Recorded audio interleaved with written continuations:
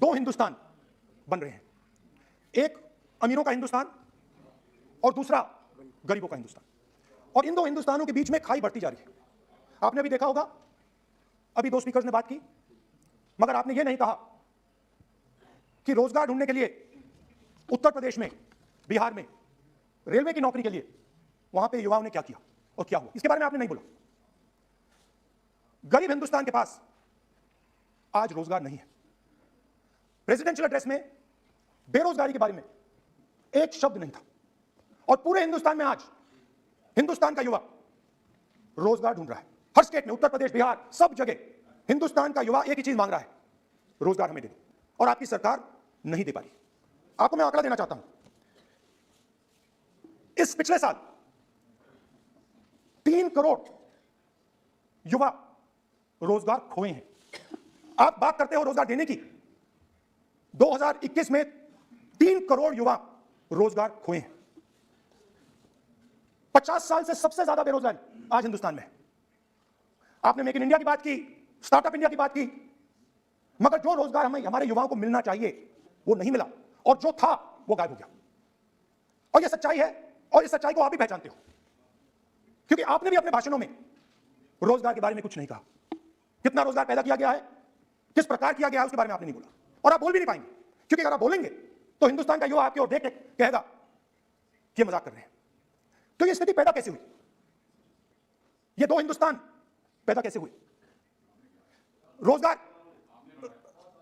रोजगार स्मॉल और medium industry और जो हमारा इनफॉर्मल सेक्टर है उधर बनता है।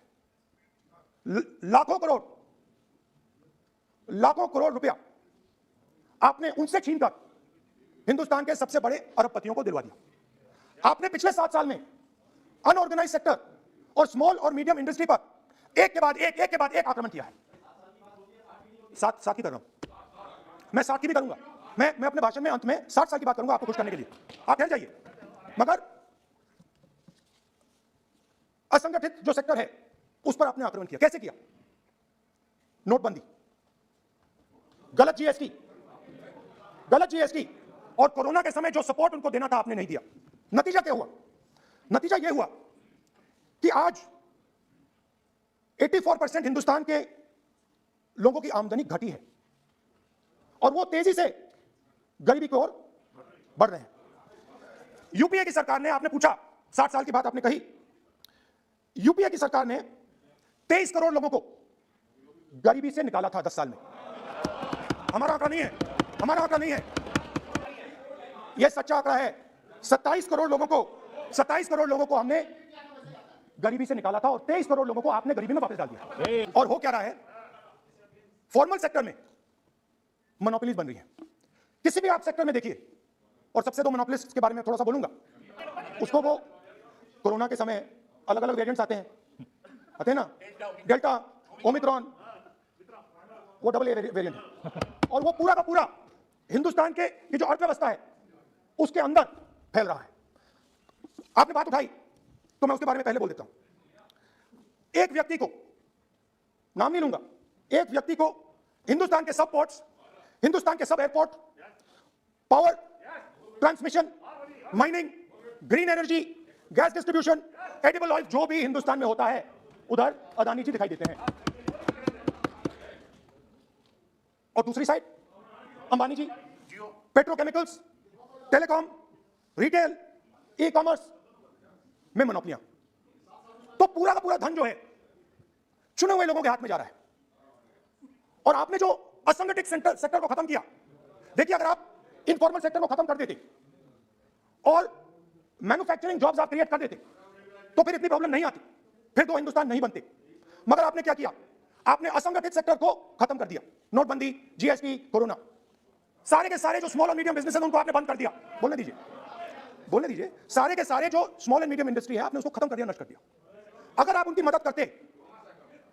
मदद करते, उनको सपोर्ट देते, तो फिर मैन्युफैक्चरिंग सेक्टर तैयार हो सकता था।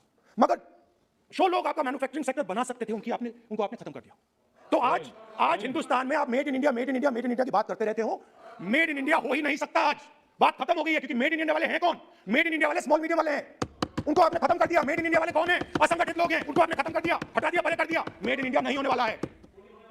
अरे भाई, मेड इन इंडिया करने के लिए स्मॉल और मीडियम इंडस्ट्री को ही बड़ा करना पड़ेगा।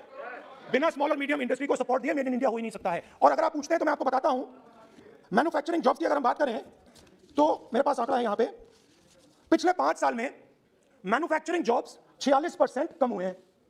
46% drop in manufacturing jobs in India. Why? Because you have destroyed the unorganized sector. Why? Because you have destroyed MSMEs. That is why you are focusing completely on 5 or 10 people. I don't have a problem with that.